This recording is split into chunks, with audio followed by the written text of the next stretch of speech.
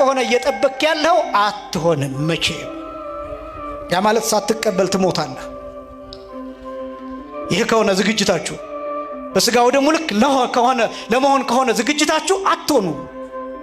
እስከ ዕድሜ ልካችሁ ብትዘጋጁ አትሆኑ። ገዳም ብትገቡ አትሆኑ። ባህታውያን ብትሆኑ አትሆኑ። ለዚህ ስጋና ደም ይበቃ ማንነት እንዲኖር ከሆነ የፈለከው መለኮት የተዋሃደ መሆን አለብህ ማለት ነው። እንደዛ ደግሞ ልትሆን አትችልም። የሚዋሃደን እግዚአብሔር በጸጋ ስለሆነ ይሄ ስጋና ደም ግን በትክክል አማናዊ የክርስቶስ ስጋ የክርስቶስ ደም ነው። ዝግጅታችሁ በዚህ ልክ ከሆነ መቼም ብቁ አትሆኑም። ስለዚህ ኃጢአታችሁን ለካህኑ ተናግራችሁ ንስሐችሁን ተቀብላችሁ ቀኖናችሁን ጨርሳችሁ ካህኑ ቁረቡ ሲሏችሁ ተቁረቡ፣ ስጋውን ደሙን ተቀበሉ።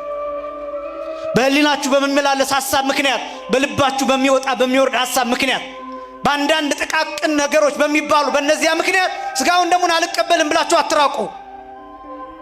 በጣም ይኸውላችሁ ስጋውን ደሙን ሳንቀበል እያለፍን ነው።